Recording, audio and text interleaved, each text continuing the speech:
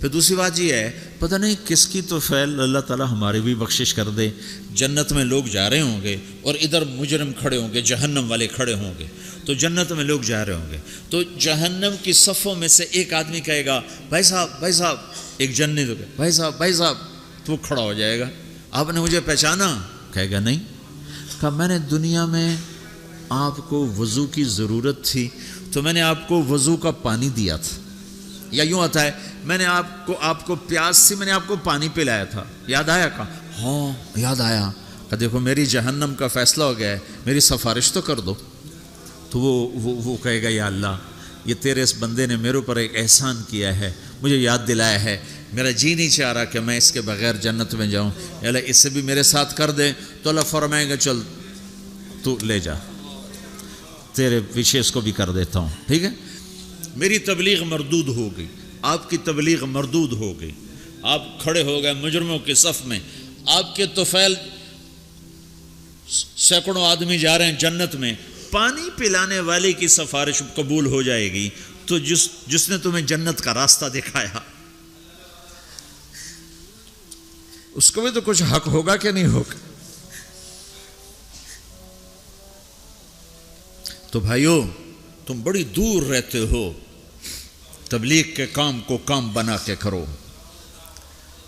اور کرنے والے کو آسمان سے نہیں اتریں گے اور بے عیب نہیں آئیں گے، یہی عیب دار، یہ تو اکثر ماشاءاللہ نوجوان بیٹھے ہو، یہیں کی پیداوار بیٹھے ہو، اکثر تم میں اب جو انڈیا سے آئے اور وہ تھوڑے ہو چکے ہیں، یہاں کی نئی نسل پروان چڑھ چکی، تبلیغ کا کام کرو، تمہاری زندگی بنے گی، سنورے گی، تمہارے اپنی اگلی نسلیں وہ اللہ کے فضل سے ایمان اسلام پہ باقی رہیں گی۔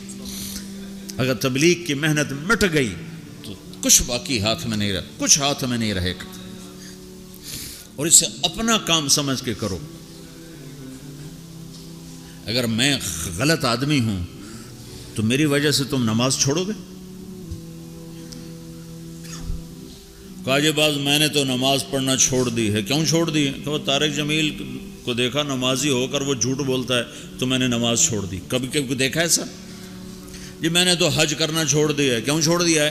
کہ وہ حاجی صاحب حج کر کے بھی وہ ہیرا پھیری کرتا تو میں نے حج چھوڑ دیا۔ کبھی کوئی ایسا پاگل دیکھا ہے؟ صرف تبلیغ پہ آ کے نزلہ گرتا جی ہم نے تبلیغ چھوڑ دی۔ کیوں؟ تبلیغ والے ایسے ہیں تو کیا کرنی تبلیغ؟ اگر تو تبلیغ طارق جمیل کی ہے پھر تو مجھے تولو کہ اگر میں ٹھیک ہوں تو کرو، میں غلط ہوں تو چھوڑ دو۔ لیکن جب تبلیغ بھی اسی رب کا حکم ہے جس نے نماز کا حکم دیا، تبلیغ اسی رب کا حکم ہے جس نے روزے کا حکم دیا، تبلیغ اسی نبی کا امر ہے جس نے ہمیں شریعت دی ہے، تو مجھے کرنا ہے۔ سارے تبلیغ والے برے ہوں مجھے کرنا ہے، سارے تبلیغ والے اچھے ہوں مجھے کرنا ہے، سارے مسلمان کوئی اچھے ہیں، اکثریت تو بروں کی ہے، تو ہم کلمہ بھی چھوڑ دیں، پھر اسلام بھی چھوڑ دیں کہ مسلمان بہت برے ہیں اسلام چھوڑ دو۔ میں یہ دعویٰ تو نہیں کرتا ہوں، ہدایت اللہ کے ہاتھ میں ہے۔ جتنے بیرون ملک گئے مسلمان، اگر ان کے اخلاق ہوتے میرے نبی والے تو اسلام یوں پھیلتا جیسے صبح صادق کی روشنی پھیلتا۔ تو ہماری بد اخلاقی نے ہمیں تباہ کر دی۔ تو کسی کی برائی سے حکم تھوڑے چھوڑا جاتا ہے۔ میرے برو ہونے سے تم مدرسے پڑھنا چھوڑ دو گے، علم چھوڑ دو گے؟ مولوی بڑے خراب ہوتے ہیں، علم ہی چھوڑو۔ نمازی بڑے خراب ہیں، داڑھی والے دیکھو داڑھی رکھ کے جھوٹ بول، لہٰذا داڑھی منڈا دو۔ تو اب تو تم نے دو گناہ کر دی، ایک جھوٹ بولنے کا، ایک داڑھی منڈانے کا۔ چونکہ جھوٹ بولنے کا تعلق داڑھی سے نہیں ہے، جھوٹ بولنے کا تعلق شریعت سے ہے۔ شریعت میں جھوٹ بولنا حرام ہے۔ تو بھائیو تبلیغ کا کام ہر مسلمان کے اسی طرح ذمہ ہے جیسے نماز ذمہ ہے، روزہ ذمہ ہے، حج ذمہ ہے، زکوٰۃ ذمہ ہے، ایسی تبلیغ بھی ذمہ ہے کہ اپنے دین کو بھی باقی رکھو، اپنے دین کو بھی کی حفاظت کرو اور اوروں تک بھی پہنچو۔ پتہ نہیں کتنے لوگ تمہاری وجہ سے ہدایت پہ آ جائیں گے۔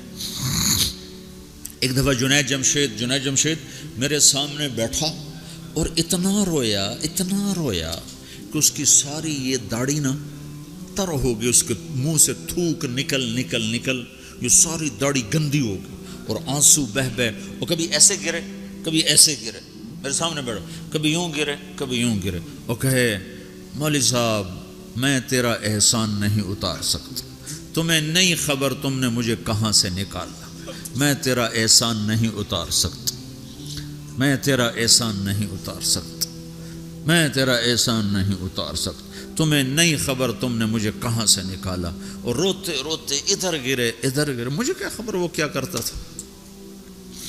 तो ऐसे कितने हैं जिन के हमारे चंद बोल उसको उस गंदगी से निकाल सकते। तो भाइयों, इस तबलीग के काम को अपना काम बना के करो, इसको किसी के साथ मत जोड़ो कि वो बुरा है तबलीग छोड़ दो, वो अच्छा है तबलीग करो, और ये सिर्फ उलमा करें हम नहीं करेंगे, नहीं, सब ने करना है। इस वक्त अल्लाह की गैबी मदद तबलीग के साथ और अल्लाह का हिदायत का निज़ाम तबलीग के साथ चल रहा है। बाकी जितनी दीन की मेहनतें महदूद हैं, बढ़ नहीं सकती। मैं खुद 10 मदरसे चलाता हूँ, लेकिन महदूद हैं।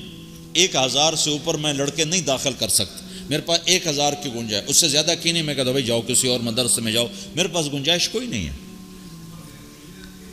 तबलीग एक ऐसी मेहनत है जिसका कोई किनारा ही कोई नहीं, बहर ना किनार है, न गहराई का पता है, न लंबाई का पता है, न चौड़ाई का पता है। चोरों के पास भी जाओ, डाकुओं के पास भी जाओ, जानियों के पास भी जाओ, शराबियों के पास भी जाओ। हमारे इलाके में एक वो तवाइफों का अड्डा है, वहां पहुंच गए, तवाइफों को जमा किया, उन्होंने मैंने बयान किया, तो उसमें कोई 10-12 लड़कियों ने तौबा की जो नाचने के लिए दुबई आती थी। अगले दिन एक लड़की तो अड्डा छोड़ के भाग गई और अपने रिश्तेदारों के पास चली गई कि मुझे पनाह दो, मैं इस गंदे काम से तौबा कर चुकी। 3 दिन के बाद एक लड़की मेरे घर पहुंच गई, मेरे घर, फौजिया उसका नाम, का मौलाना मेरी जान बचाओ, मेरे भाइयों ने मार मार के मुझे मेरा सर फाड़ दिया है, वो कहते हैं तुम्हें यही काम करना है, हमें रोटी कमा के दो, और मैंने उनसे कहा है मेरे टुकड़े टुकड़े कर दो, मैं ये गंदा काम नहीं करूं।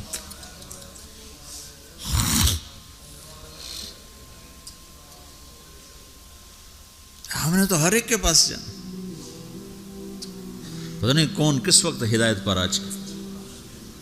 तो भाइयों, मेरी आज की इस मजलिस का खुलासा 2 बातें हैं।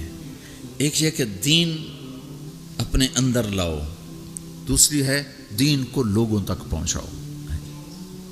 और दीन की बुनियाद है अल्लाह से ताल्लुक़, अल्लाह के हबीब की शरीयत, और आपकी शरीयत में 2 चीज़ें हैं, एक इबादत, एक अखलाक। इससे आपकी ज़िंदगी मुकम्मल होगी, आप एक खुशबूदार होगे, इसको लेकर फिरो। तो नियत करते हो सारे भाई? 4-4 महीने, जिनके 4 महीने नहीं लगे वो आज नियत कर लो 4 महीने लगाने की, ठीक है ना? जब तुम्हें अल्लाह इसकी तौफीक दे 4-4 महीने की, सारे भाई नियत कर लो। करते हो ना भाई सारे भाई?